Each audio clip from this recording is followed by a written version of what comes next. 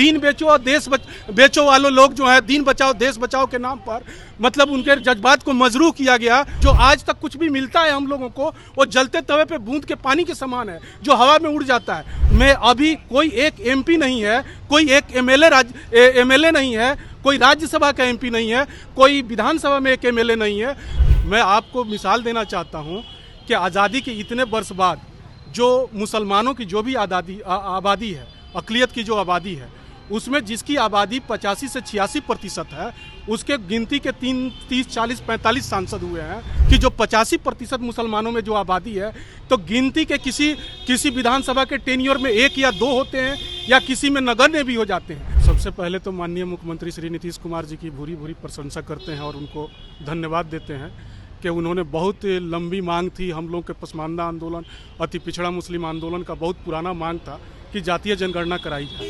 जो जातीय जनगणना उन्होंने कराई, इसके लिए हम लोग भूरी भूरी प्रशंसा करते हैं, धन्यवाद देते हैं। पर आबादी के सब अब मामले खुल गए हैं, किस समाज की कितनी आबादी है। अभी आप देखेंगे अगर आज़ादी के बाद से अभी तो लोकसभा हो या विधानसभा हो, मैं आपको मिसाल देना चाहता हूँ कि आज़ादी के इतने वर्ष बाद जो मुसलमानों की जो भी आबादी है, अक़लियत की जो आबादी है, उसमें जिसकी आबादी 85 से 86% है, उसके गिनती के 30, 40, 45 सांसद हुए हैं और जिनकी आबादी मात्र 10% और 15% के आसपास है, उनके देश में 500 से ज़्यादा सांसद हुए हैं। उसी तरह से बिहार में आप एमएलए, एमएलसी और जो दूसरे जनप्रतिनिधियों की आप देखेंगे या मंत्री की बात करेंगे तो उसमें भी ऐसा ही दिखेगा आपको कि जो 85% मुसलमानों में जो आबादी है, तो गिनती के किसी विधानसभा के टेन्योर में 1 या 2 होते हैं या किसी में नगण्य भी हो जाते हैं। जैसे मैं बताना चाहता हूँ कि बिहार में अति पिछड़ा मुसलमानों में सबसे बड़ी आबादी जो है अंसारी समाज की है, जो 46 से 50 लाख के बीच में है आज के डेट में जो जनगणना के अनुसार। पर आज के में अभी कोई एक एमपी नहीं है, कोई एक एमएलए नहीं है, कोई राज्यसभा का एमपी नहीं है, कोई विधानसभा में एक एमएलए नहीं है। तो मैं माननीय मुख्यमंत्री श्री नीतीश कुमार जी से आग्रह करूंगा कि अति पिछड़ों के हिमायती हैं, पसमानदा मुस्लिमों के हिमायती हैं, मैं उनसे मांग करूंगा कि ऐसे लोगों को नहीं भेजा जाए जिन्होंने मतलब अक़लियत के जज्बात को मजरूह किया है।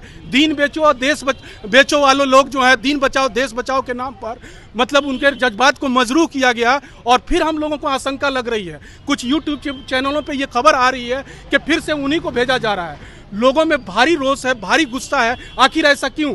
हम लोग जदयू के कार्यकर्ता भी हैं, पसमानदा एक्टिविस्ट भी हैं, पर हम लोग लगातार 20-22 सालों से काम कर रहे हैं, पर कभी किसी नए आदमी को भेजा जाए। आदरणीय मुख्यमंत्री श्री नीतीश कुमार जी से मैं करबद्ध प्रार्थना करता हूं कि किसी को भी आप भेजें, पर ऐसे लोगों को नहीं भेजें जिससे मुस्लिम अवाम का, अक़लियत अवाम का, पसमानदा अवाम का जज्बात मजरूह हो। आपका इशारा साफ तौर पे एमएलसी डॉक्टर खालिद अरवर की तरफ है, उनके बारे में कुछ आप लोगों को सूचना मिली है? बिल्कुल, मैंने फेसबुक पे लिखा है, आदरणीय मुख्यमंत्री जी से आग्रह किया है और हम लोग हमारे साथी लोग जो हैं, पार्टी के जो कुछ वरिष्ठ नेता हैं, उन लोगों से भी बात किए हैं कि कम से कम इस तरह की पुनरावृत्ति नहीं होना चाहिए। और मैंने बताया कि जो पसमानदा तबके में इतनी बड़ी बड़ी आबादियां हैं, जो आज तक कुछ भी मिलता है हम लोगों को वो जलते तवे पे बूंद के पानी के समान है जो हवा में उड़ जाता है। हमको आबादी के तनासिब से हमको सत्ता में हिस्सेदारी मिलना चाहिए। हम सिर्फ वोट बैंक नहीं रहेंगे, हमको भी सत्ता में हिस्सेदारी मिलनी चाहिए, माले गनीमत में हमको भी हिस्सा मिलना चाहिए।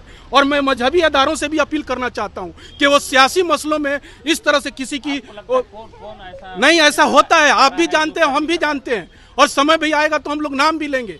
और देखिए किस तरह से उन लोगों का पुतला भी दहन किया गया है, किस तरह से आवाम जो है बेकरार हो गई थी। मैं आप लोगों के माध्यम से माननीय मुख्यमंत्री श्री नीतीश कुमार जी से आग्रह करेंगे कि किसी पसमानदा अति पिछड़ा मुस्लिम समाज में से किसी को बिहार विधान परिषद में भेजा जाए। अगर इस समाज से भेजना है तो, अगर उनका निर्णय किसी और समाज से भेजना है तो हम लोग तहे दिल से उनको लब्बैक कहेंगे और उनको धन्यवाद देंगे।